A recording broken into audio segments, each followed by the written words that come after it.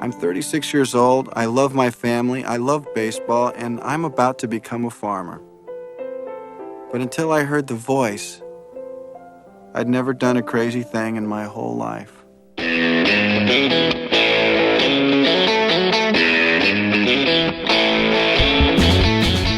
Hello and welcome once again to the Cine-Files, where each week we enter the world of a great film. We explore its themes, the history, the filmmaking, and the influence it has on us today. My name is Steve Morris. I am a filmmaker and directing instructor in Los Angeles, California. Hello, everyone. My name is John Roca. I'm a voiceover artist, writer, producer, and host on numerous podcasts and shows here on the Outlaw Nation channel. Of course, one of the co-hosts of this great podcast. The Cine-Files, I have today an industrial-size basket of tissues as we confront our film and dissect and analyze and revisit our film for this episode. Yeah, and what a lot of America would normally be doing right about now is heading off to the ballpark, because we're right around when opening day of the baseball season should have been. Yeah. And yet that's not happening this year. Yeah. And so we thought we would visit what is, I would say, one of the great baseball movies of all time, and B is the one where it's not really about playing games. Yeah, it's one of the most unique sports movies to ever come across film, and that people gravitate to and love, yet the sport is almost irrelevant. The sport is just the entryway into this relationship between a father and son that has to be repaired, and between people who've walked away from their dreams or walked away from what they did well, and bringing them back to that time again, or bringing them back to that dream again, to become whole again. So it's a sports movie without any real big sports achievement in the movie. So really unique in its own way. And the movie we're talking about, of course, is Field of Dreams. And I think, John, you just hit on something that's really important, is that even in the really good sports movies, even when the sport is great, they're always about something else. Yeah. Whether it's Rocky or Raging Bull or The Natural, or there's always bigger themes that are going on within the sports movie and character things. It's not just about the sports. Yeah. But in this case, in the film Field of Dreams, I mean, I think this is a really special movie in the way only a few movies we've done are. This just really, it moves me in a very unique way.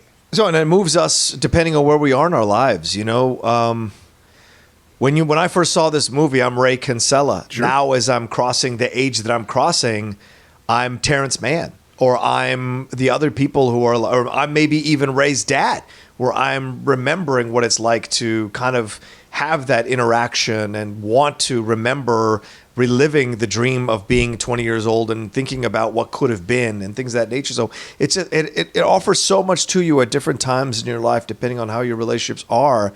That's the gift of this movie, that you can progress through it throughout your entire life. And maybe by the end of your life, you're Archibald Graham, you're Moonlight Graham, and you understand his idea that you got that half an inning and you wish you could have just seen what you could have done at the highest level of your the profession you really wanted to do with your life. You know, so the film speaks to so many different stages of our lives in incredible ways. That's the one thing I was thinking about a lot, because I'm the same thing. When I first saw this, of course, I was Ray. The thing I started thinking about a lot watching this, and it didn't make me feel that good, was that I'm dad. You know, because I am a dad now. So how did you first come to this film?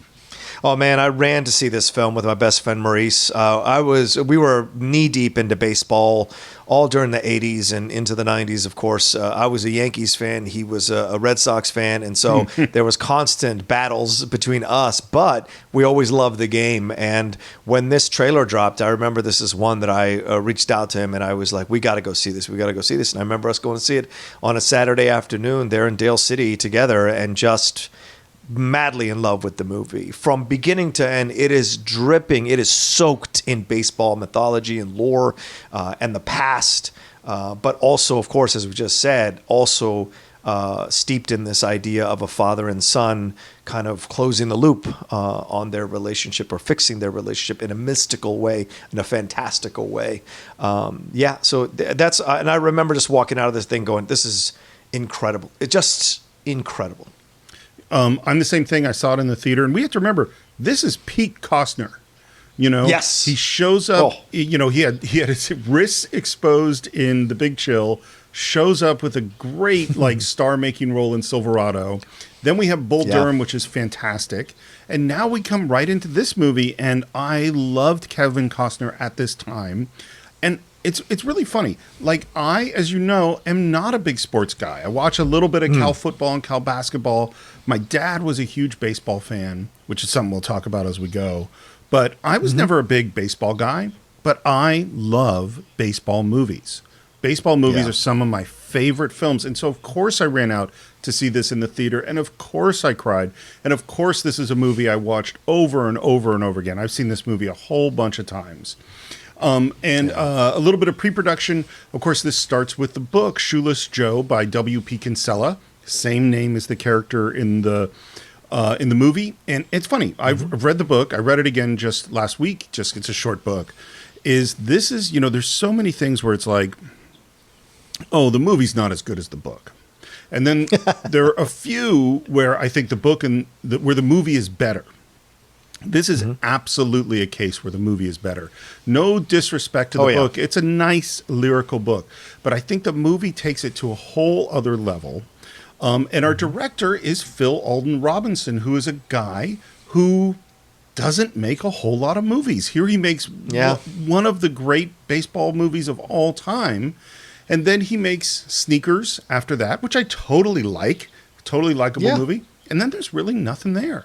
And it's so strange to me, a guy, because this is something we just talked about with Hunt for Red October with John McTiernan, is someone who's so at the top of their game, right at the same era, and then, makes some other stuff. And I just go like, well, what happened exactly? And maybe he just never got more chances, but he read the book. So he says that he stayed up all night and read the book in one night. And he's like, this is going to make a great movie. And he was terrified of what Bill Kinsella, the author of the book, would think when he was trying to turn it into a screenplay. So he wrote him a long, loving letter, really nervous, really scared, saying, look, I'm going to take this really seriously. I love the book. There will have to be some changes, but I promise I'm going to take real good care of it. And he gets back a postcard, not even a letter. And all it says on the postcard is, do whatever you have to do to make it a movie. Love, Will. And the biggest and most important change from the book to the movie is that in the book, the Terrence Mann character is actually J.D. Salinger, the great author, the great reclusive author. And so Ray Kinsella really does kidnap the J.D. Salinger and take him to a game and take him in all this story. And they knew when they were making the movie, it couldn't be J.D. Salinger. That was the biggest change. He brings the script to Lawrence and Charles Gordon, who are big producers, and they take it out, and nobody wants it. We've heard this over and over and over again. They shopped it, and they shopped it, and they shopped it, and finally they make a sale. And the first person they wanted to play the part was Kevin Costner. And they said, he just did Bull Durham. Or I think he's in the middle of shooting Bull Durham at the time. There's no way he's going to do 2 baseball movies in a row. So they didn't take it to him. And they took it everywhere else. And every other star turned this thing down.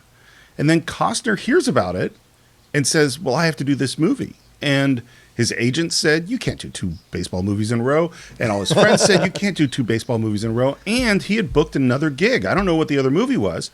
And he pushed the other movie and delayed it in order for him to make Field of Dreams. That's how much he cared about this film.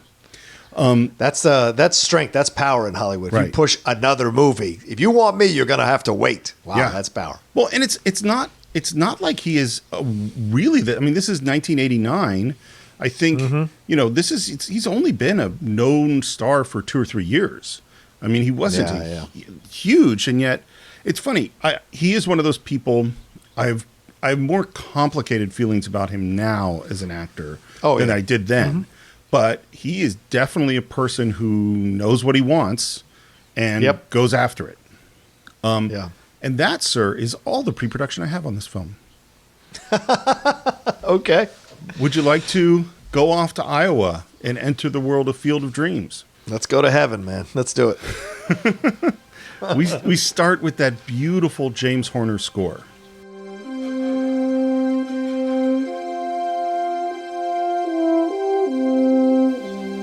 He turned this movie down originally, too. He said, I don't see that I have anything to bring to this film. And then finally they convinced him to watch a rough cut. And it's when he watched the rough cut that he said, oh, I want to do this. Yeah. The score is amazing. And what we start with is this. It's like Citizen Kane. We start with like a newsreel. My father's name was John Kinsella. It's an Irish name. He was born in North Dakota in 1896 and never saw a big city until he came back from France in 1918. He settled in Chicago, where he quickly learned to live and die with the White Sox. Died a little when they lost the 1919 World Series. Died a lot the following summer when 8 members of the team were accused of throwing that series. Which is something that's going to come up a lot. Of course, this is what 8 Men Out is based on. This is the fixing of the 1919 World Series and the Chicago White Sox throwing the game. Yeah, and Shoeless Joe is important for this whole history because Shoeless Joe was the one guy that couldn't prove whose play dipped during this situation with what they're called now the Black Sox, and Joe was the one. He took the money, and you'll find out, and of course Kevin Costner says this later when he's talking to his daughter, that they couldn't prove that he played terribly on purpose so that the other team could win. I think it was the Cincinnati Reds who beat them in that series, but so much of that particular incident is a benchmark in the history of baseball. With Kennesaw Mountain Landis was the commissioner of baseball at that time. He's the one that passes these rules, passes this down.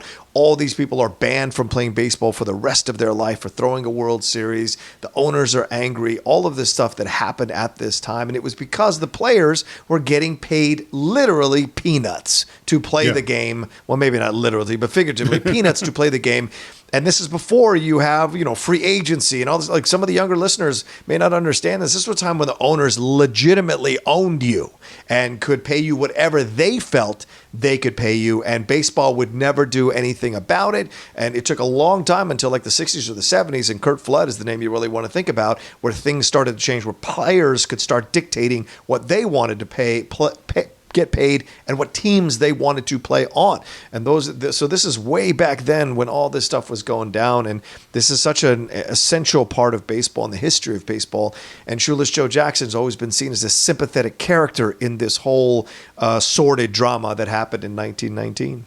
Well, and this is one of the interesting things that I think this movie does better than any other sports movie that I know of is that baseball is uniquely tied into the American mythos. It's this pastoral game. It's this game that grows up at the time that America grows up, and you can track it through things like the 1919 World Series, through things like Jackie Robinson or Babe Ruth, or the history of America moving forward right along with the history of baseball. And if you were to watch the Ken Burns documentary, which I haven't seen in a long time, but is brilliant, it really shows us how this works. And we're actually going to see that mythical history of baseball through the lives of this father and son. He played in the minors for a year or two, but nothing ever came of it. Moved to Brooklyn in 35, married Mom in 38, and was already an old man working at the Naval Yards when I was born in 1952. Instead of raising him on nursery rhymes, he raised him on Babe Ruth and on Shoeless Joe Jackson and on Ty Cobb, and those were the stories you grew up with. And then you get to this moment where you get rebellion. Dad was a Yankees fan then, so of course I rooted for Brooklyn. But in 58, the Dodgers moved away, so we had to find other things to fight about. We did. It's that father and son stuff that we're planting right at the beginning of this movie. And what's interesting is as he talks about the Dodgers leaving New York and going to California, what's the next thing that he does? He picks the college as far away from his dad as he can get, and really as far away culturally, which is he goes to UC Berkeley, my alma mater, in the middle of the 60s. And I love this line where he says, officially my major was English, but really it was the 60s. I marched, I smoked some grass, I tried to like sitar music. And this whole kind of hippie part this is not in the book. Part of it is the book is maybe 10 years older, so the characters are all 10 years older. But this hippie rebellion thing that we go into, and that his relationship with Annie, who's Amy Madigan, happens through the 60s free speech movement. The only thing we had in common was that she came from Iowa, and I had once heard of Iowa. After graduation, we moved to the Midwest and stayed with her family as long as we could. Almost a full afternoon. Well, and this is something that also kind of lays the groundwork for what we'll see later is this division within the heartland of like perceptions and point of views about certain situations. What he makes that quick comment about the afternoon situation, like him being from a completely different area and going into meet her Iowa family and the divisions there in points of views and perspectives. But I think what's important too is this is a brilliant decision to set this in the 60s.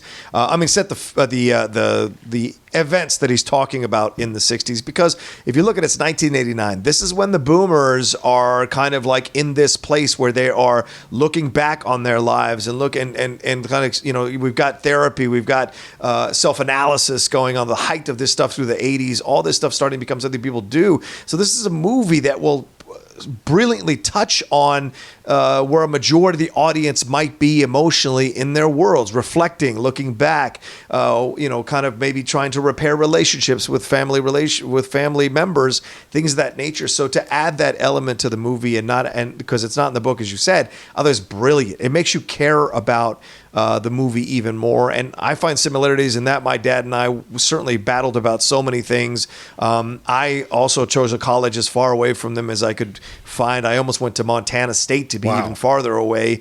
And also my dad was a Cowboys fan. And I grew up a Redskins fan. So there's like the clashing of that as well throughout our history. So that was always the thing. My dad I never thought he understood me. He was 35 when he had me. By the time I come of age, he's in his late 40s and he's been working so hard and haggard, and he's got a bitterness about the world. So there's so much about what Ray talks about in the movie that I find universal, and so many people probably did watching the movie from their own experiences and their own relationships with their fathers. 100%. And I think there's something that Phil Robinson understood that most people don't really think about, which is you think about, okay, the Midwestern Iowa farmer, salt of the earth, probably conservative. That is the polar opposite of the Berkeley radical hippie of the 60s. Right. And yet there's a part of the hippie ethos, which is going back to the land, which is the commune, which is working the earth, having a natural life, getting out of the city.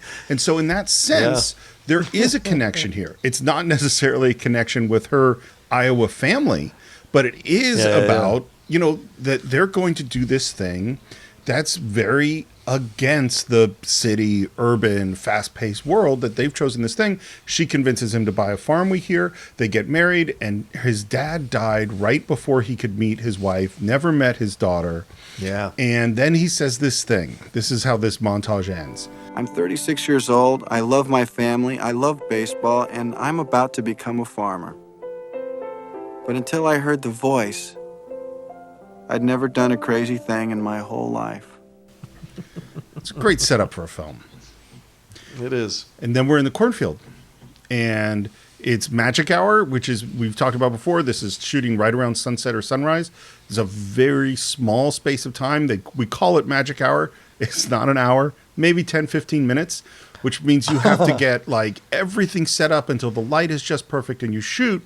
And all of these scenes that we see at magic hour, which there are a lot, they didn't shoot any of them in one day. It was shoot all the other stuff during the day, and as it got close to sunset, they would start setting up these magic hour shots, and if it was 8 or 9 shots for a scene, they would do 1 or 2, and the next night they would do the next 1 or 2, and the next night the next 1 or 2, until they got the whole scene, and then move on to the next one. And you as an actor, how do you feel that would be to just do little pieces of a scene over weeks? How aggravating that must be overall, and test your dedication to the craft, to the overall piece in that situation. So definitely would be a bit exhausting, to say the least. And it's very tough on the crew. It's very tough on the director. And the fact that this guy, this is really his first real feature, has the strength to make these kind of, exactly, chutzpah. And so Kevin is in the cornfield. He's walking through the corn. We hear the music. It's mystical. And then we hear the voice. If you build it, he will come.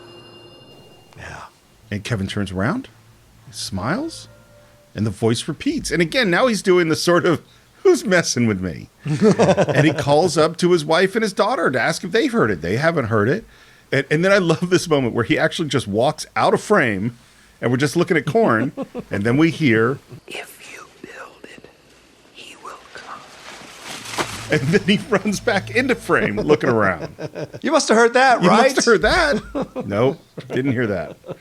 And he walks up to the house, and he goes into the house. And one thing about this house is really there. It's really on location. And they really, for the most part, everything that you see inside the house was shot in this house, which is really hard to do. And they actually had to rebuild the interiors of the house. They had to raise the ceiling so they could hang lights. They had to flatten out the floor because you need an even floor to run dollies on. They changed where the windows are. You know, there was a lot of work to make this house work, but they wanted to shoot right next to the cornfield. They did not want to be on a stage. Wow. And he tells Annie about the voice that he heard. And this is Amy Madigan. I love her in this movie. Hey, are you really hearing voices? Just one. What did it say? If you build it, he will come. If you build what, who will come? He didn't say. Ooh, I hate it when that happens. Me too. Literally, the definition of a Spitfire, the human definition of a Spitfire is Amy Madigan, and she's incredible in the movie. And what's so cool about her is that she never reacts the way we think she's going to react. You know, she accepts this. I mean, she resists it lots. Yeah. But she's also sort of just fun and joking with him about this. And it's the middle of the night, and there's a storm brewing, and that's just a storm that happened to happen, a summer storm when they were shooting in Iowa. If you build it, he will come. Next morning, what movie is his daughter Karen watching? It's Harvey with Jimmy Stewart. Harvey. It's a perfect choice for films. I haven't seen that one in forever. Have you seen it? Yeah, I saw it last year on TCM. So good. Oh, good. Still holds up. Still very sweet. Still very funny. Trust me, Karen, it is not funny. The man is sick. Annie asks him to take the daughter to school, and she asks, Hey, what if the voice calls while you're gone? Take a message. But I think this is brilliant, Steve. What you just said earlier, right? The idea that they're being light with the voice, they're being playful with the voice, because then it doesn't let the audience start to be like, "Oh, this guy is crazy," or "Why should I care about this guy?" By being playful about it, it kind of immediately puts you on his side and her side, so that when they start to make these really kind of from the outside insane decisions, you're kind of going along with it, hoping it works. Hoping it does work out for them and they get the answers that they're looking for and whatever. And she's the perfect choice for it because, like you said, if they met at Berkeley, then she must have been like, you know, all about that free speech and free love and free. And we see her later when she has her battle with Beulah in the meeting. Like she is very much a hippie, liberal person from that time. So for her, who probably experimented with the drugs and the weed and all of that from that time, so for her, this is like another experience, you know, like when she says to Terrence Mann later on in the film, far out, you know, so she's in that place that this is her, she's actually purely in that existence and that point of view and that perspective on the world. If this is another wife, this is a whole nother movie. Totally. This is a whole different movie. Like if Beulah's his wife, this is a whole other movie. She's left him. She's taken the kid. He's all by himself in the field with his baseball field. But because she's supportive and she's understanding, it helps us to feel that way about him as well. It's funny, having grown up in the Bay Area and gone to school in Berkeley, and I grew up in the Bay Area in the 70s. And now, as a person who has some of my closest friends, including my wife, go to Burning Man every year, there's a thing of, one of the things that the 60s was about was that we've been handed a structure of how life is supposed to work. And in the 60s, they say, well, why? Why do we have to do it that way? These are all kind of arbitrary rules. Yeah. And I think Annie is a person who comes out of that. And yes, they choose to own a farm, but they don't choose to own a farm because they're conforming to something about what they're supposed to do. They're doing it because that's what they want to do. And so, okay, a voice is talking to you. Okay. You know, that's, you know, there's no shame in that. There's no moment of shame until this next scene where we go to the feed store, which or the seed store, by the way, this looks nothing like what the seed store in Iowa would look like. They went to the real one and it looks like a department store. He went, well, I don't want that. And so they built one in like a warehouse that looks nothing like what an actual one would look like because it looked more like what was in his head of what a movie should look like. And I love the way Kevin is kind of dealing with this. He says, hey, I hear sometimes people hear voices out when they're working in the farm, in the fields, and they go, you're hearing voices? No, I heard that might happen. Who's hearing voices? Ray is. Not in the fields. No, I'm not. One thing about this that we'll talk about throughout is that there's so many things you don't think about when you're making a movie. And in this one that we don't really think about is the corn. Yeah. Which is, in general, movies are shot out of sequence. So you might shoot the middle, and then you shoot something from the end, and you shoot something from the beginning. Corn grows in sequence. And they needed the corn to be at certain heights at certain times. So it had to be above the characters' heads when they walk through the corn and disappear, which means that the schedule was actually built on how tall is the corn going to be. And this year, when they did this film, there was a huge drought. Oh, wow. And it was super hot. And so there was trouble growing the corn, and the corn wasn't going to get tall enough, as tall as they needed. And so they said, well, let's just ship in a whole bunch of water to water the corn to get it to grow. And all the farmers are going, no, you can't do that. You can't do that. It's not going to work. It's not going to work. It's not going to work. And I don't understand agriculture. That is not my area of specialties. But what finally came out was they said, you mean if we put a bunch of water on it, it's not going to grow? And they're like, well, yeah, it'll grow, but you won't get any corn. And they said, well, we don't need corn. We're not actually going to eat it. We just need it to be tall. And they went, oh, well, I guess it'll work for it to grow to be tall, but you won't get corn. And so bring in the water. So they ship in all this water to grow the corn. If you build it, he will come. All right, that's it. Huh? Who are you, huh? What do you want from me? And then he turns, and there, appearing in the cornfield, emerges a baseball diamond. Right. Lit up by the lights. Right. And now he knows. You don't suppose this is like acid flashback or anything, do you? I never took acid. Well, maybe it will someday. It's like a flash forward. It's a great joke. By the way, another thing they struggled with, this was shot day for night, which means they really shot it in the daytime. They blacked out all the windows. And the reason they did this is because they have a little girl. And kids can only work certain hours, so they couldn't do a night shoot with her because they wouldn't be able to keep her up that late. I think I know what if you build it, he will come means. Ooh, why do I not think this is such a good thing? I think it means that if I build a baseball field out there, that shoeless Joe Jackson will get to come back and play ball again.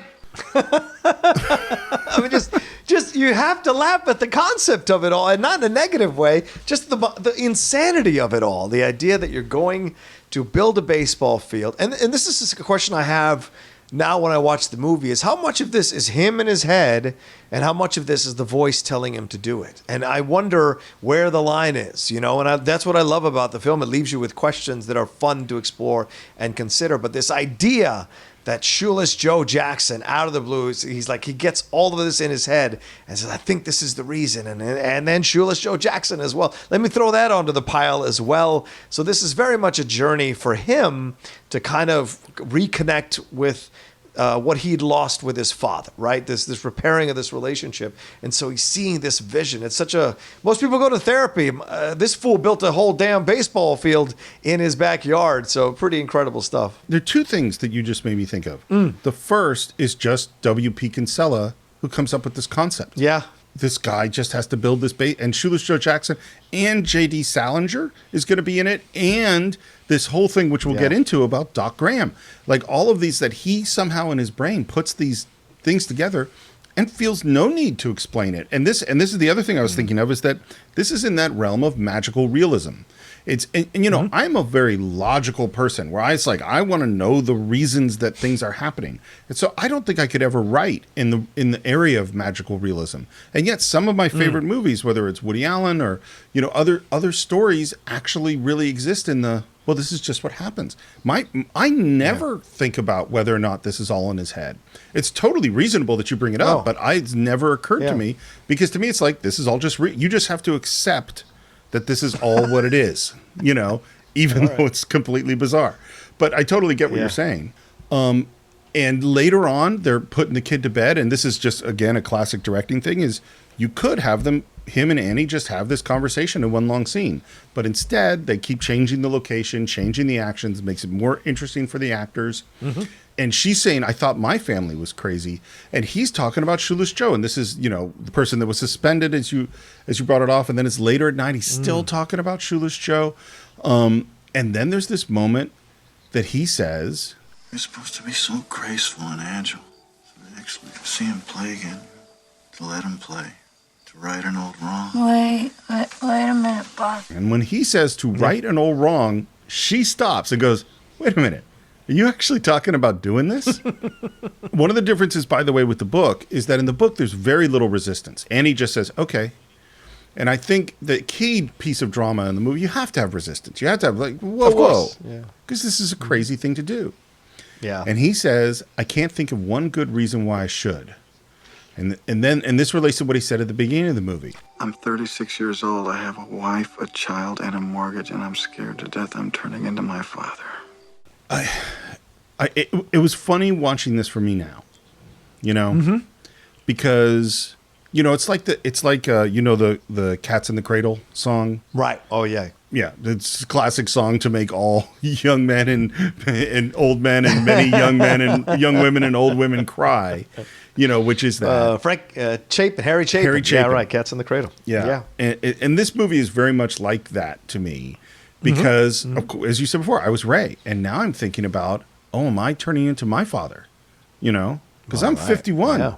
And I got you know, an 8-year-old kid who's almost 9. And I'm working a lot. And I think about those things. And again, I think the movie plants all the dad stuff much better than the book. What's your father got to do with all of this? I never forgave him for getting old. By the time he was old as I am now, he was ancient. He must have had dreams. But he never did anything about them. For all I know, he may have even heard voices too, but he sure didn't listen to them.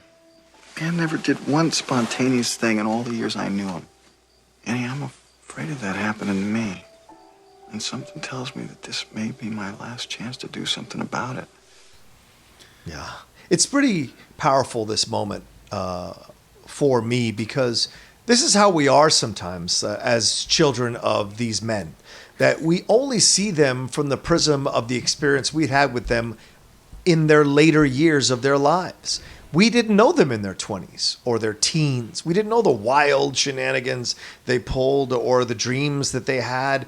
Rarely do you have those conversations with your father. Even that in Avengers Endgame, when Tony goes back in time to have that conversation and randomly run into his dad, that is such a poignant elevator scene with them talking back and forth about it. He's hearing his dad talking about the birth of Tony himself and the nerves and the fears he has and if he's going to be a good dad or not. All of that this is something Tony would have never known about and had never spoken to his father about if he hadn't gone back in time to have that conversation with him in the elevator. And it's the same thing here. Ray is in the prism of whatever he experienced with his father, but he clearly didn't have conversation because he left at 4 or 16 or whatever. He never had the conversation with his dad about his dad's dreams. And, you know, before my father passed, and I'll say this, my dad and I had those conversations. I wanted him to tell me everything about him being a teenager and a kid, what his dreams were, what he was trying to do, what he wanted to do, because I think this movie influenced that in some strange way before he passed from cancer. I wanted to have these conversations with him. And it's something that my mom complains to me about playfully because she's like, he never told me any of this stuff. He never told me anything. But it's like, if you make the effort, you might be able to crack that wall before they pass to have that conversation. And it's a great way to change your perspective and see this man who you only saw as your father as a multi-dimensional human being who had his experiences, had his dreams. And I love that that's the journey that Costner is going on. It isn't just everyone else's journey. It's his journey, not just to repair the relationship, but to understand his father for real from top to bottom. Fathers and sons, man. Yeah, man. Fathers and sons. Like, Cat Stevens said it best. and I know that, hey, most of the movies were made by guys. And so naturally we're going to have lots of fathers and sons stories. And obviously people can have relationships to their mom and all those things. But man, you want to make me cry. Fathers and sons. Yeah, man. You know, And I think part of it, and maybe it's generational, and maybe it'll change now, but our dads didn't show a lot of emotion, you know. Mm-hmm. That was always, and our dads probably worked real hard, you know. And I certainly saw a lot more of my mom than I saw my dad growing up, and the lack there and the lack of emotion there means there's always going to be an empty space within that relationship. And empty spaces is where movies and stories work. You know, if we all had great relationships with our dad, which communicated perfectly, well, this kinds of movie wouldn't make us cry. You know, it would be boring. Yeah. And then I love the final moment. He kind of says, "I want to build the field," and he asks her if you think I'm crazy, and she says, "Yes." But I also think if you really feel you should do this, then you should do it. It's a great wife. Agreed. There have been a couple of times in my life where I've built the baseball field. You know, where I did the thing that was, whether it was just quitting my job and doing Siren when I did that web series so long ago, or doing The Assistants. The Assistants definitely where I said, look, I've said I wanted to do this my whole life. And I remember going, like, I think I was in my late 30s at the time, and I went, I'm getting older. If I'm not going to do it now, I'm never going to do it. Yeah. And so that was where that journey began. Yeah. And for Ray, his journey begins on a tractor plowing under his cornfield with a whole bunch of neighbors looking at him going, what is he doing? Look, you can't have a sports movie without a montage, and here's your montage. So, well, what's so brilliant about this is what we're going to do is, again, good movies do multiple things at once. So, yes, we're going to show him cut down the cornfield, but we're also having him give a huge exposition dump with his daughter explaining to her all about Shoeless Joe Jackson. And added to that, we have the added tension of the neighbors all looking at him like he's crazy. Mm-hmm. And that makes that exposition just go by beautifully. And it also harkens back to what he had said. His fathers, they didn't have, like anything else but baseball. He schooled me on baseball since I was a kid. Here he is, after just saying, I'm afraid I'm turning into my father, schooling his daughter about baseball. But I think the way he's doing it is a more affectionate way, a more inclusive way. Rather than telling her about it, he's talking to her about it. And I think that's the difference. But you see that he is doing the exact same things his father did, passing it on, as baseball does, passed on from father to son, generation to generation. And we see that they build the field, they build the stands. He puts up lights. I mean, this is a big baseball diamond. By the way, in the book, I think it's only left field. They only build a left field. They don't build a whole baseball diamond. Really? Yeah. And again, now we're on the field. Everything is built. Again, it is magic hour, and he is with Annie. They shot this over like a week because they had to keep starting and stopping. And and last thing he tells about Shoeless Joe, and I think this story is so poignant. You know, my father said he saw him years later playing under a made-up name in some 10th-rate league in Carolina. Said he put on 50 pounds and the spring was gone from his step, but he could still hit. And that image of the old guy who just couldn't get away from the game is so profound to me. Still trying to recapture youth. Yeah. And I like what Annie says here. This is the first time I've seen you smile when you talk about your dad. Wow. That's so important. It's funny, the Shoeless Joe story reminds me of Jack Johnson, the heavyweight champion, who, stripped of his title and had to, and all of the things that happened to him. And he was in his 60s and was still going around having fights. Yeah. And apparently, even though he was big and he was fat and he was out of shape, his jab and his defense was still, young guys couldn't touch him. Do you think, it's funny because I've been thinking about this movie because I was looking at James Earl Jones. Oh, yeah. Do you think The Great White Hope is a movie we would ever do? I literally had that thought as soon as you brought it up. I love that movie. I remember that was one of the biggest cries I ever had after watching a movie. Yeah. Because it is one of the most greatest performances from James Earl Jones you'll ever see. Oh, amazing. And the story is so goddamn heartbreaking and tragic. I would love to do it. Would love to do Great White Hope. It would be interesting to do. It would be very different for the Cine-Files but since we did the Civil War, is we could almost do the Great White Hope in tandem with the documentary about Jack Johnson, who Great White Hope is about. Yep. Anyway, something to think about. I have just created something totally illogical. By the way, this shot of Costner, Steve, it occurred to me as I was watching it this time. He is a Greek god. In this moment, it is, as you said, peak Costner. He is the all-American boy. He has that smile. He's a man. He just has this vibe. You could tell ladies probably fell all over themselves from Kevin Costner. And me as a man watching this, and I was like, man, I wish once in my life I looked that good. And it's just like incredible how attractive he is in that moment and how much of a movie star. That's such a movie star shot, the way it's framed, the way his hair kind of comes a little bit, the half smile on his face, all of it. You're just like, oh, you lucky SOB. You lucky SOB. It's so funny thinking about it because I think Dances with Wolves is the next year. And Waterworld is only like 3 or 4 years later. Yeah, maybe less. Yeah, maybe less. It's fast to go from Pete Costner to, through Dances with Wolves with full Pete Costner. And then, nope. Yeah. Thank you for your service, sir. Wasn't it fun? It was fun, wasn't it? And it's not that he hasn't done some good things since then. He's done a few good things. But there was no longer Pete Costner. What happens in the book at this point is that Shoeless Joe shows up. But that's not what happens in the movie. In the movie, it's like a whole year goes by. We see winter and Christmas. Yeah, because we see the snow, So there's a whole year that and nothing is happening. I mean, the level of crazy, because that he's got to feel that he's crazy. His wife's got to feel that he's crazy. Just having this baseball diamond for no reason for like a year. And paying the power on it and the maintenance on it. Oof, yeah. And that's where we get to is that it's time later and they're sitting down and doing the books. We used up all our savings on that field, Ray. So what are you saying? We can't keep the field?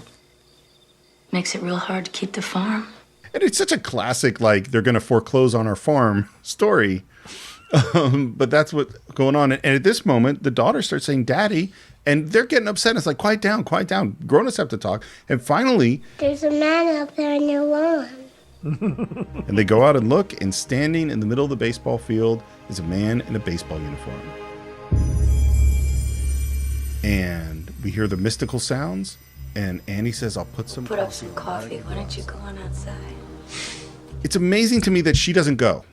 Yeah, well, it's his journey. That's what's so great to me is that she knows it's his journey. I mean, like, if you and Lindley if she had predicted some magical thing was going to happen in your courtyard and you waited a year for it to happen and then it happened, it would be very hard to not go, okay, you go ahead outside without me.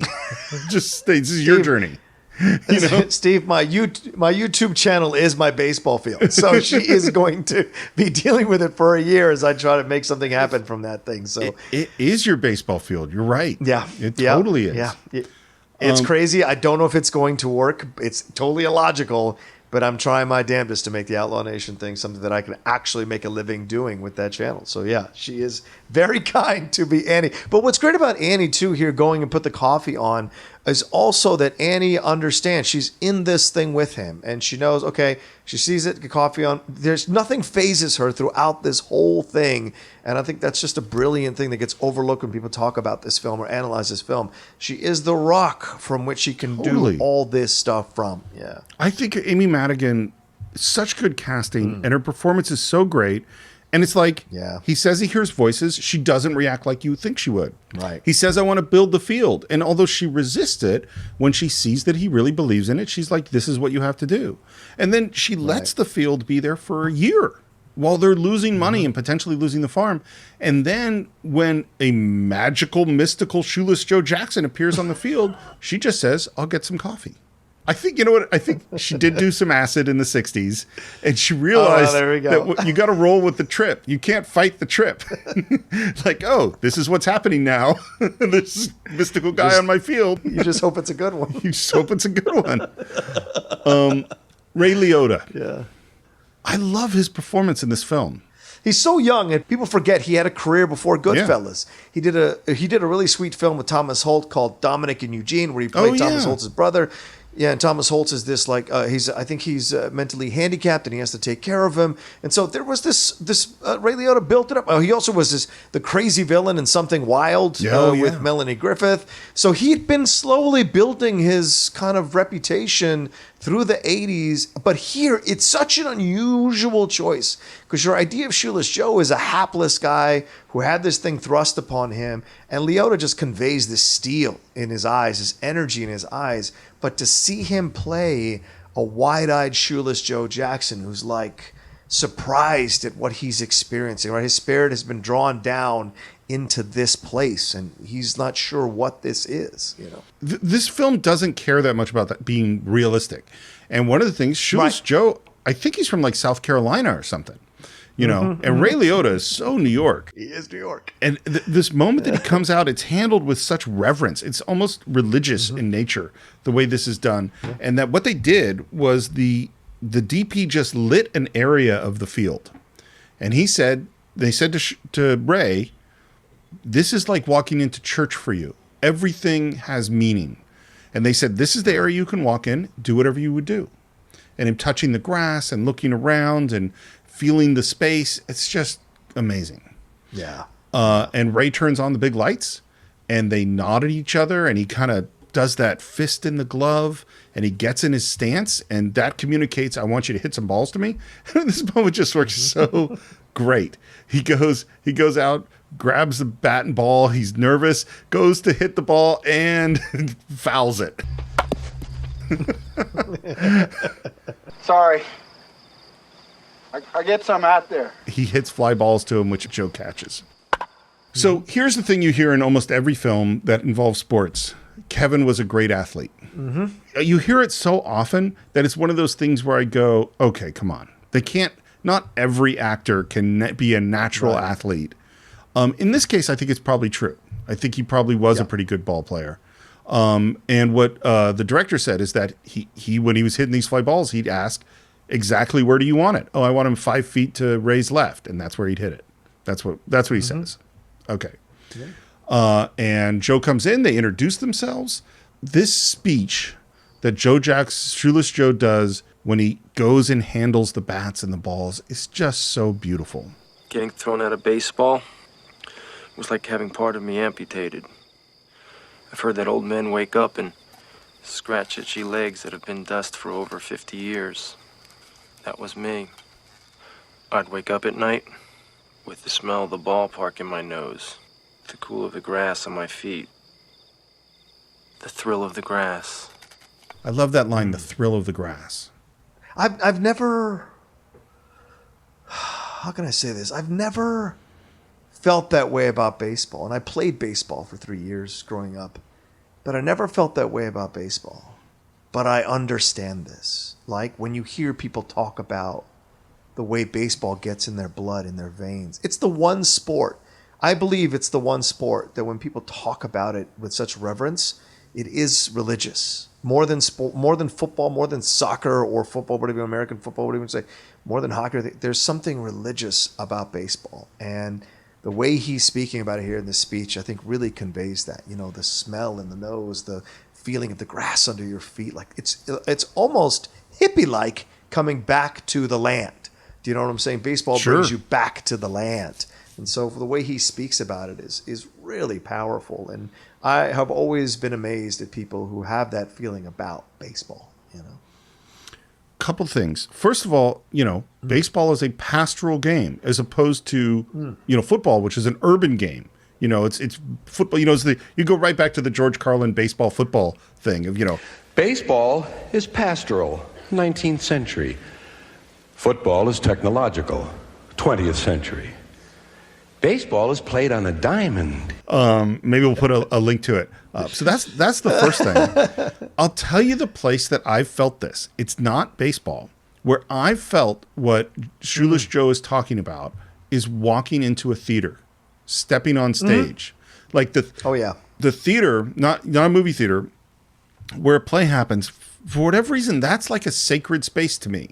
And going in, like when there's no play and you're on the stage and there's the ghost light is on there and you're just looking out of the house or walking through the wings and there's just this reverence. It's the same thing. Yeah. Like I want to talk in whispers and sort of reach out and touch the space. It's like, it's a magical space to me and always was growing up, which maybe is part of like, I bet my dad would have been much happier if I felt that way about baseball, because then we would have had something we could relate to more, but no, I felt that way about theater, which is something, it's not that he would go to the theater, but he didn't have those feelings. Right. One more thing about this scene is Phil Alden Robinson, the director, decided to shoot this in one shot. He did no coverage. So he didn't do close-ups. He didn't do over the shoulders. Wow. And his reason was he was terrified that the editors or the studio would want to cut up this scene, cut up the speech. And so he shot it in one shot. So it was take it or leave it. There was no way to cut out this speech because he loved it so much. And it ends with Shoeless Joe saying, "Can you pitch?"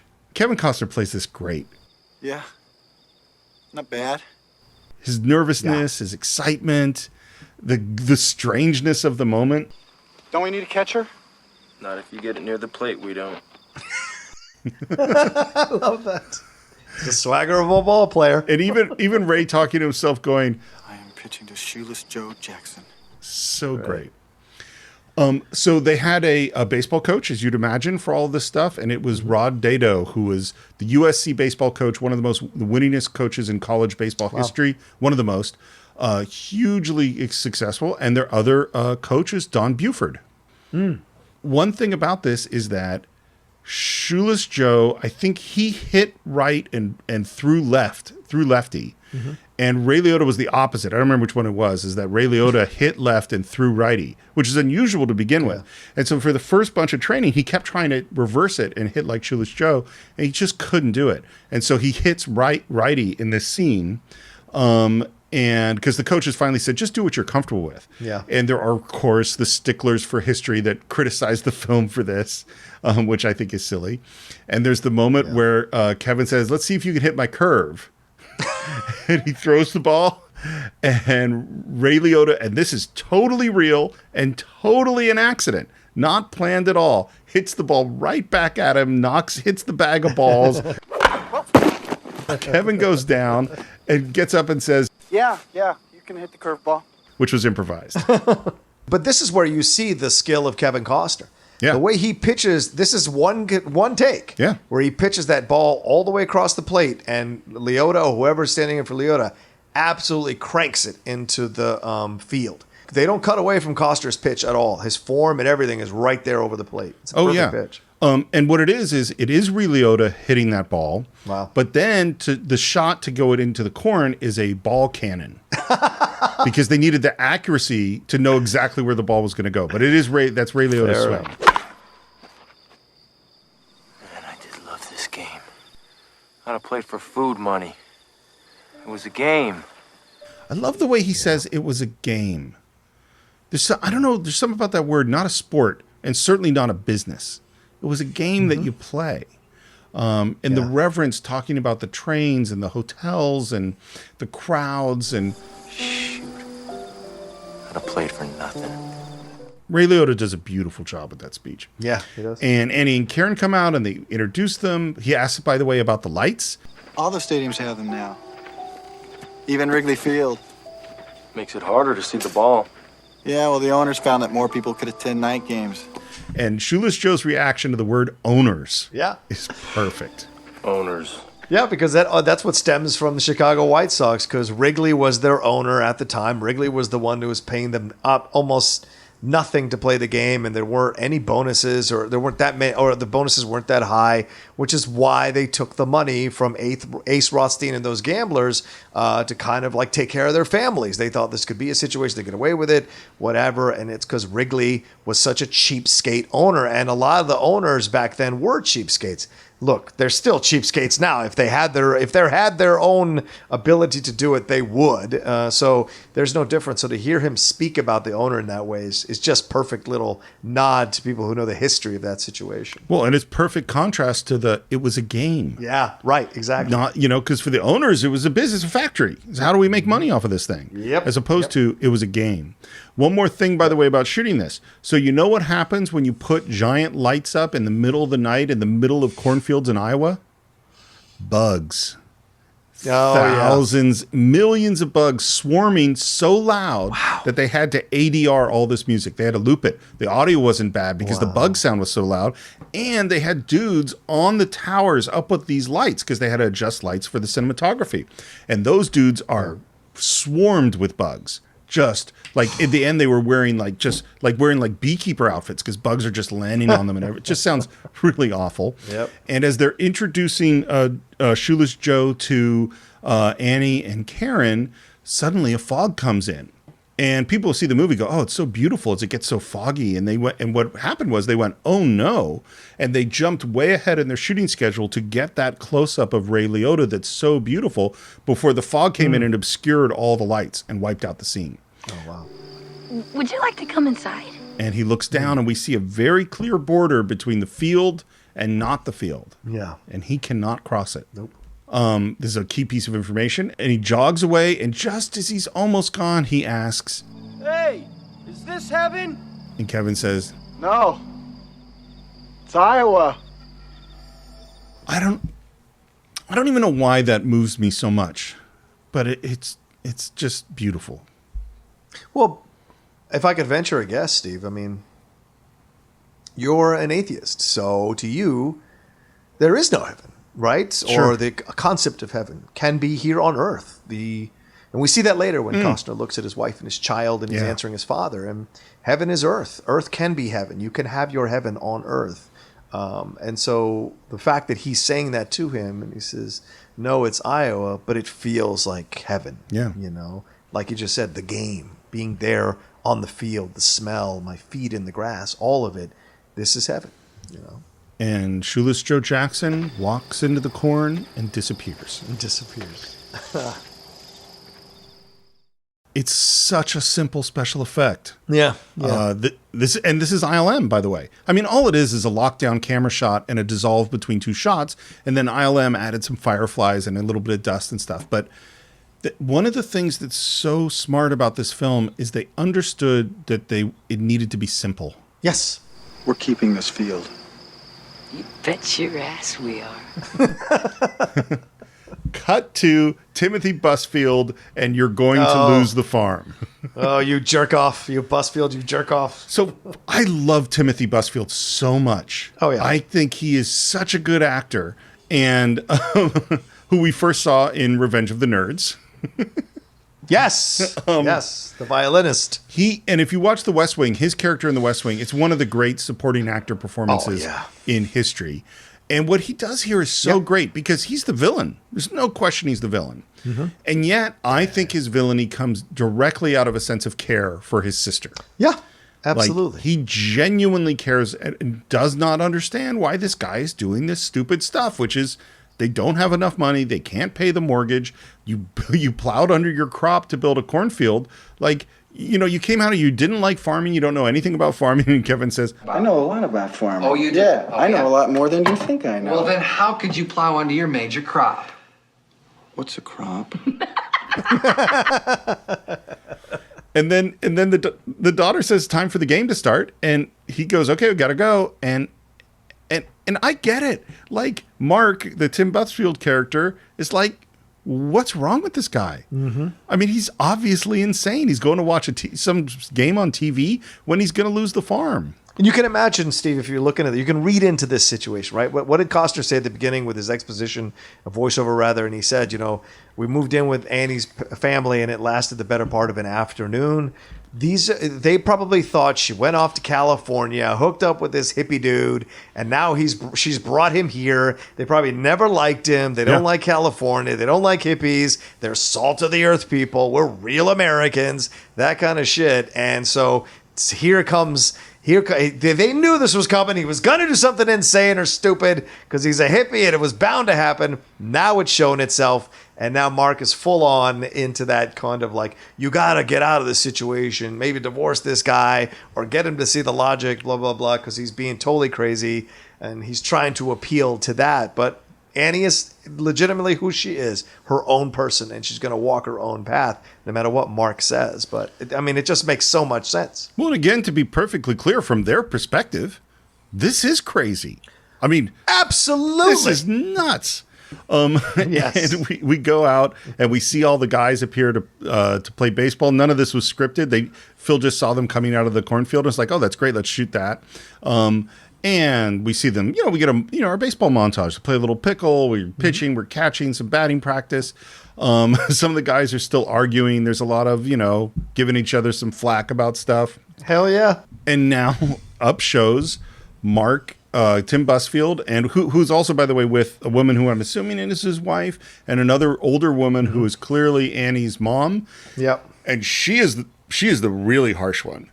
There's no warmth about her at all. Nope. And they don't see the game. They don't see it at all. And this is a directorial choice, because the way that normally you do this thing, when some people see a thing and some people don't, is that you see the person seeing the thing, and then you cut to the person who can't see the thing, and then you cut to their point of view, and there's nothing there. Yeah. That's the classic way to do it. And I think the choice to have them there the whole time, and we never see Tim Busfield or the other people's perspective, is really, really brilliant. Yeah. And their reaction to the fact that they can't see the game is great. You really don't see him? I don't think it's very polite to try to make other people feel stupid. Steve. Yes. Do we have to? I mean, I feel like we have to talk about it, and we'll probably get in trouble for it, but we got to talk about it. What do we got to talk about? If this film comes out in 2019, 2020, Fox News is having a field day with this film and saying, oh, they're making fun of us in the Midwest. They're making fun of real Americans, blah, blah, blah. What it's actually saying is that it's a dangerous thing to lose the inner child inside of you, the joy of life, to discover the joy of life, to lose the childlike innocence you have to have sometimes with life, or the childlike joy of life. If you lose that, you become this hardened, bitter, analytical thing, and I think you can lose the joy. And I think that's the fact that those three people who are so adamant and don't see the baseball field. Of course they don't see the baseball field. But little Karen can. Why? Because she's a child and she has the childlike innocence of it. And to believe in these things, we lose that as we get older, the belief of the fantastical. And that's what movies do so well. They remind us. They bring us back to that believing of the fantastical, enjoying the stuff that's crazy and out there and wild.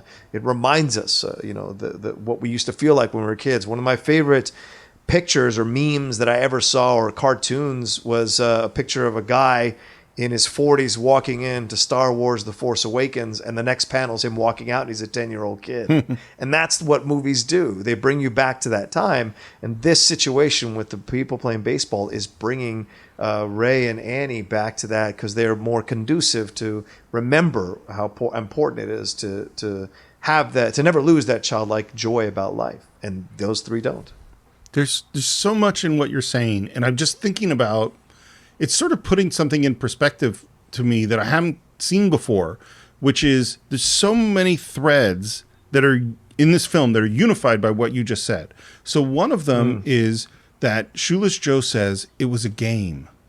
Well, who plays games? Right. Kids. Yep. And in fact, that word play, what is play? Well, play is also we put on a play. It's we imagine things. And there's a moment, we'll talk about it, so at the very end of the film, where the little girl says people will come and they'll go back to when they were kids. Yeah. There's this thing about play and imagination. And it's funny, like I think about the 60s, and I think about when I've been to Burning Man, and what is that there are so many ridiculously silly things that people put all this work into, like building a baseball diamond in the middle of a cornfield, that make no sense because they think it would be fun to do that thing. And so they'll build a giant dragon out of a city bus and drive it around the desert, and it costs tons of hours and a lot of money to do something absolutely ridiculous, which is exactly what Ray is doing in this film. I just did something completely illogical. Yeah. And so there is a connection between it was a game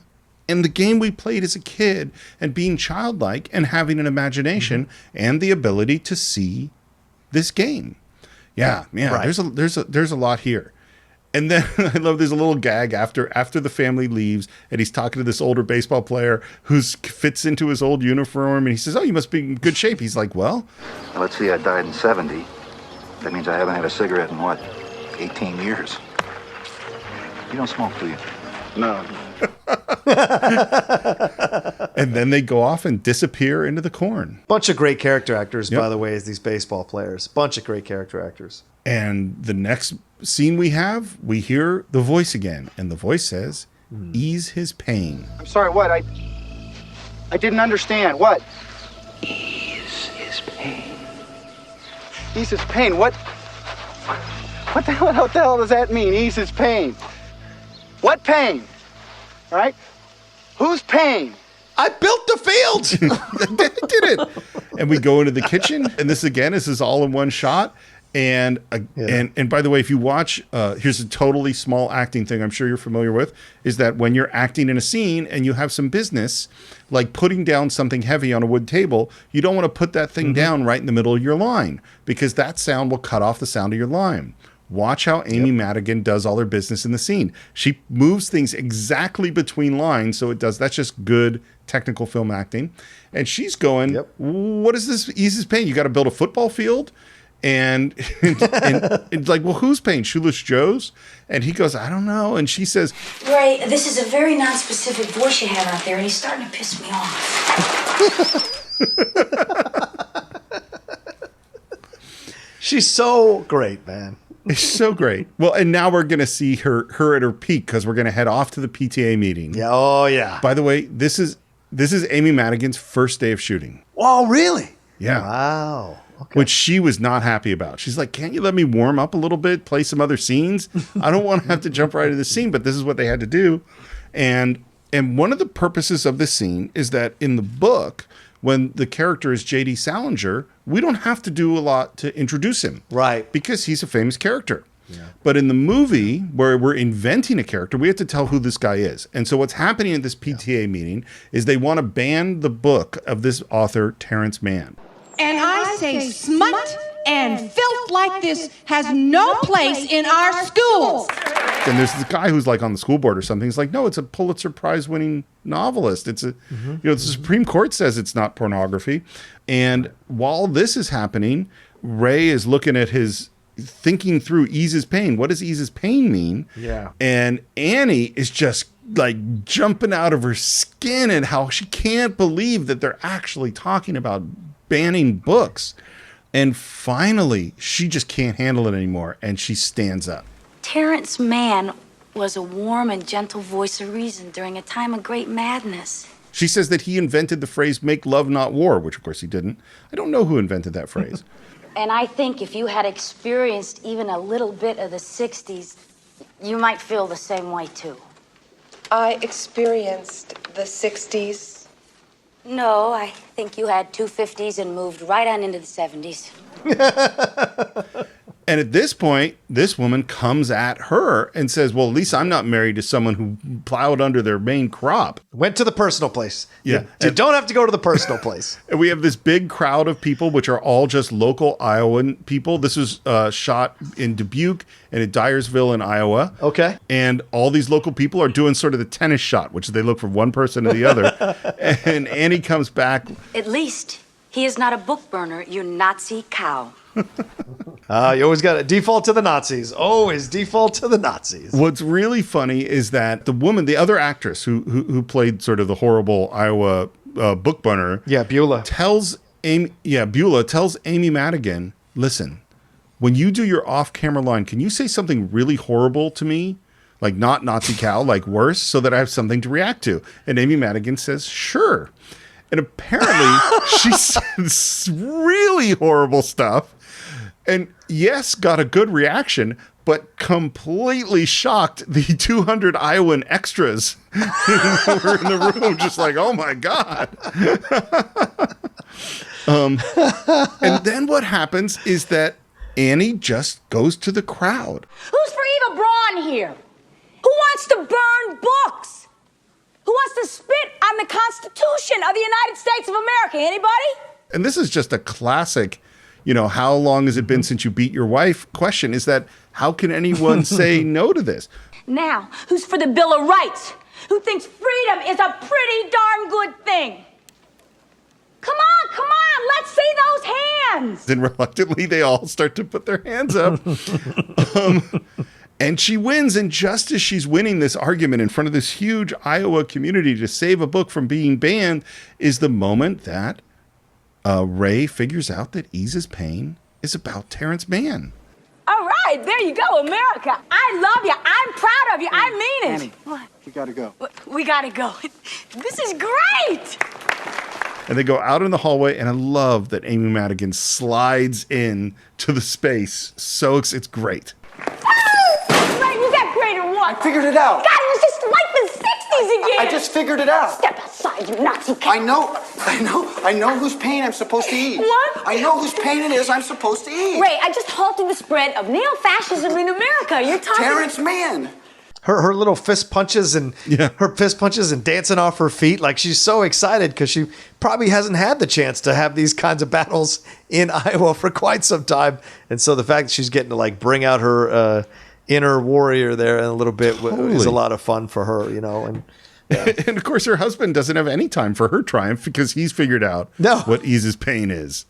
And now he's got to convince her. Because now again, the resistance is turning up. She wasn't very resistant on the field, and then the guy showed up. But now it's like, you want to go to Terrence Mann? What does he have to do with about baseball? And we go into another montage where we see young shots of James Earl Jones as Terrence Mann and describe that he was part of this huge movement, the movement of the 60s, and that he was this really important figure, and that he was this big writer, and then he went off the grid, and now he writes poetry or something and writes computer programs for educational videos or something like that. Right. And again, we're still going, what has this got to do with baseball? Okay, the last interview he ever gave was in 1973. Guess what it's about? Some kind of team sport. Annie, the guy was a baseball fanatic. Listen to this. As a child, my earliest recurring dream was to play at Ebbets Field with Jackie Robinson and the Brooklyn Dodgers. Of course, it never happened, and the Dodgers left Brooklyn, and they tore down Ebbets Field. But even now, I still dream that dream. And they head into the house, and this is where she is pushing back hard. She says, this is nuttier than building the field. And he says, no, it's not. The field was weirder. It's maybe 10% weirder.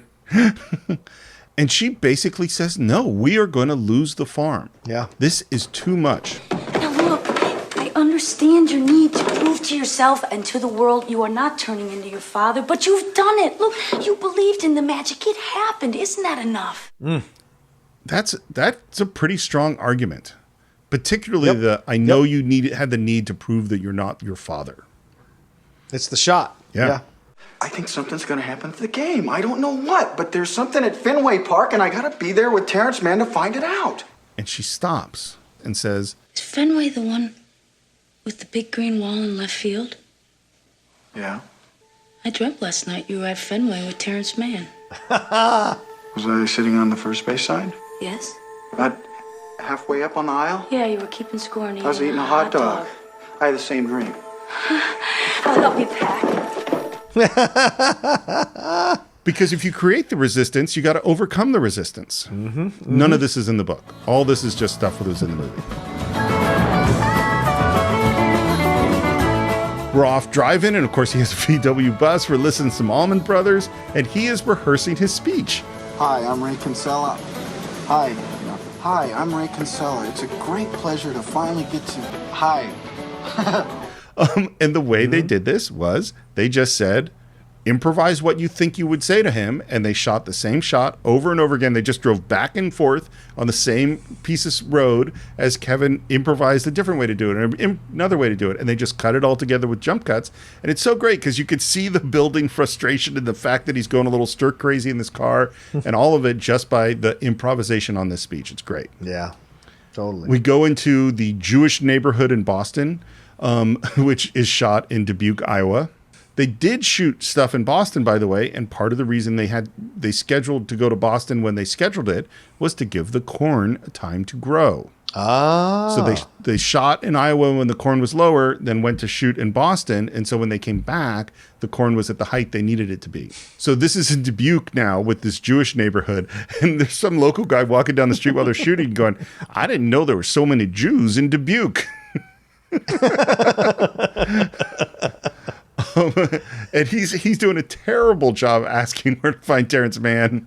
Like, oh, he's my friend. He just didn't give me the address. Well, if he was your friend, he probably would have given you the address. Finally, he gets the directions of just go to the door that doesn't have a chicken on it, and he finds it. He goes into the place, and he goes up to some big door, and he rings the bell, and James Earl Jones opens the door and says, "Who the hell are you?"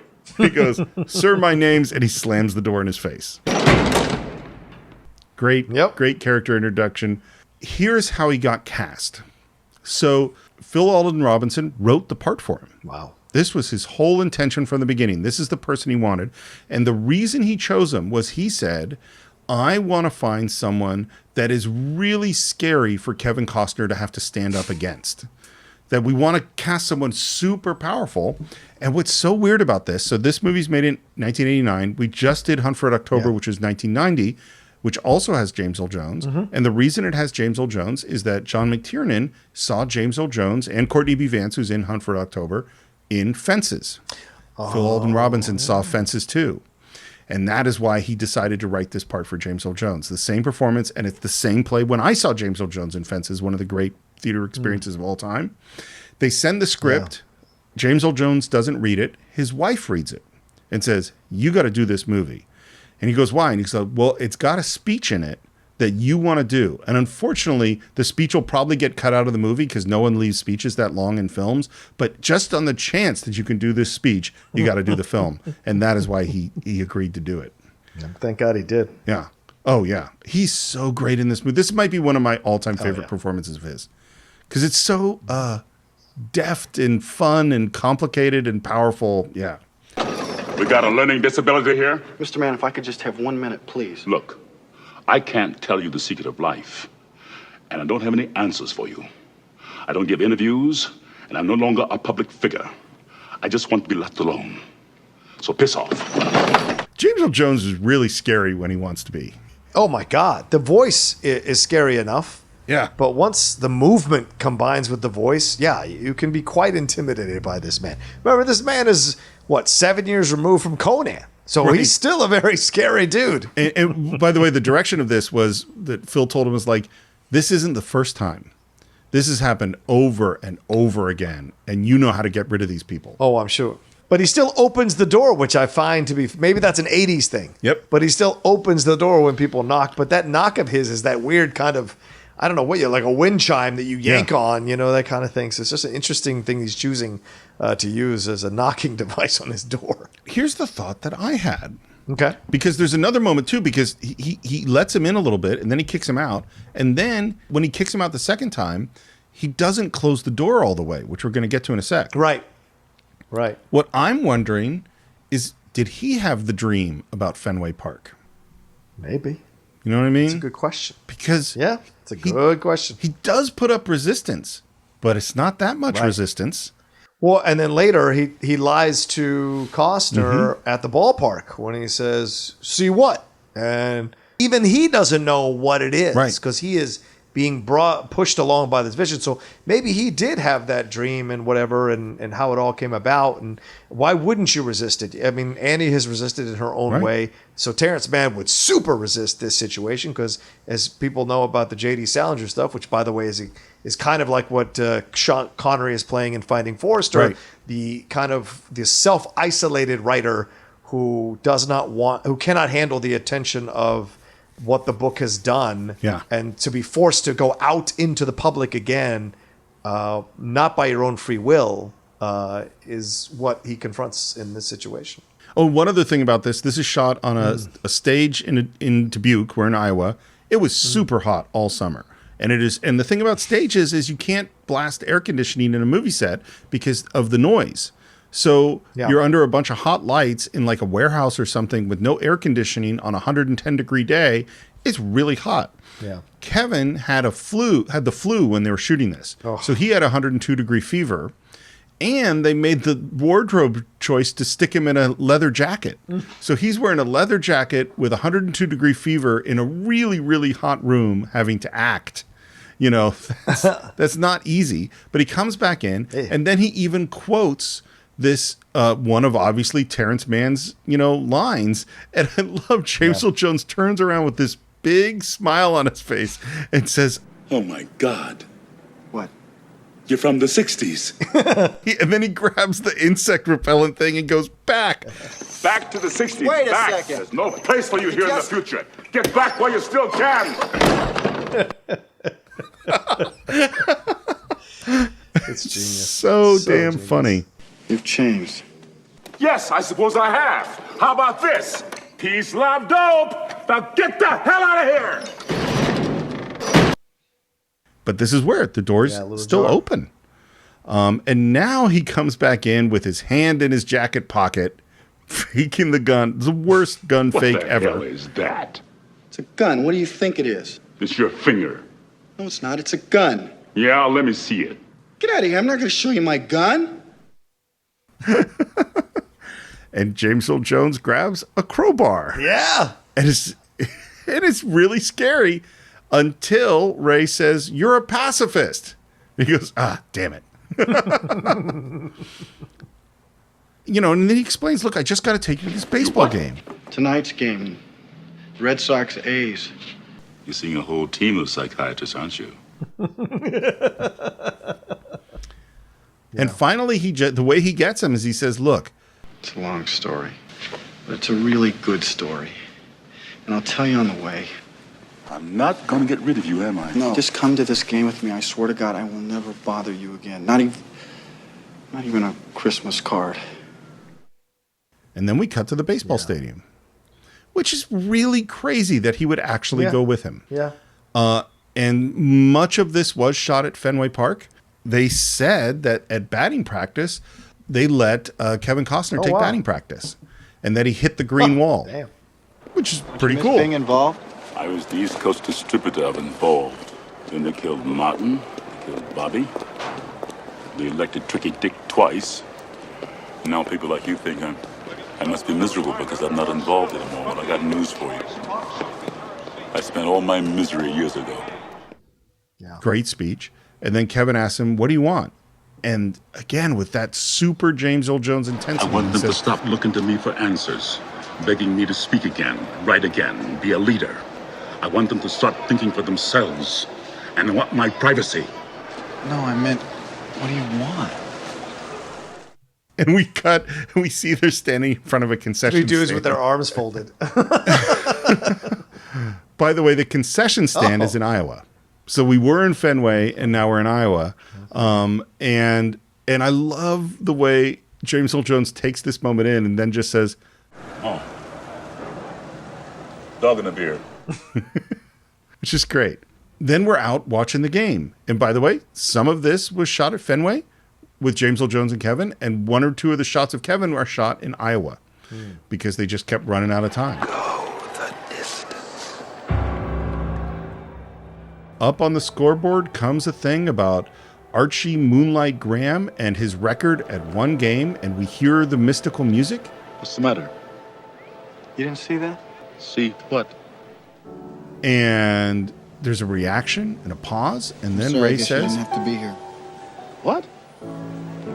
Whenever you want to go, we can go." Fine, let's go. And they get in the car, and they're driving home, and James Earl Jones gets out, leans into the car You got window. another message, didn't you? You think I'm crazy? I already think you're crazy. What did it say? Said the man's done enough. And I love the way James Earl Jones says goodbye, because he does the dealer gesture at blackjack, where the dealer goes like that, claps and shows his hands. He also holds his hand a little bit longer on the handshake. And Yes, then he does it. Because he doesn't, it's that moment, and in my mind, I read it now as, should I say anything? No, I'm out. And then, Costner, what happens. Yeah. The way the shot works is so great because we're in the sort of POV of the car that's turning around, and James Earl Jones has walked away, and then the car turns around, and as the headlights hit him, he's standing right in front of the car, blocking the car in this really powerful stance, and the music hits with this boom. Moonlight Graham. And Costner loses it. You saw it. You son of a bitch. You saw it. You saw it. I love it. You saw it. What did I see, Ray? Chisholm, Minnesota. Man, we were the only ones who saw it. Did you hear the voice, too? It's all right to admit it. It's what told me to find you. Did you hear it? And James Earl Jones looks up and says, distance. Yes. Do you know what it means? Yes. What? It means we're going to Minnesota to find Moonlight Graham. This is great. It's such a great moment. And I love, too, that Kevin asked him, What do we find him? How the hell am I supposed to know that? That's right. You're right. You're right. That's right. It's okay. And James Earl Jones gets in the VW bus and they drive off to find Moonlight Graham. Yeah. And I think this is a good point to end part 1 of our exploration of Field of Dreams. Of course, we'd love to hear your comments about this incredible baseball movie. You can visit us on our Facebook page. Just do a search for the Cine-Files. You can subscribe to the show on iTunes, YouTube, Stitcher, a whole bunch of other places. Leave your reviews on iTunes. They help a lot. Comments on YouTube are always a lot of fun. If you want to support the show, you can do it on patreon.com/the Cine-Files, where you can hear our Cine-Files shorts and a bunch of more content that we're starting up now. And if you want to buy or stream Field of Dreams, you can do it on cinefiles.net. And if you want to reach me, you can reach me on Twitter at SRMorris, Instagram, SRMorris1. John, you can always reach me at The Roca Says on Twitter and on Instagram. You all know that. But please come on and subscribe to my YouTube channel as well, www.youtube.com/John Roca Says. Come and get involved and see all the content we got on going on over there as well. And if you want to follow the show on Twitter, you can do it at Cine_Files and on Instagram at the Cine-Files Podcast. And I think that is it for this week. We will be back next week with part 2 of Field of Dreams.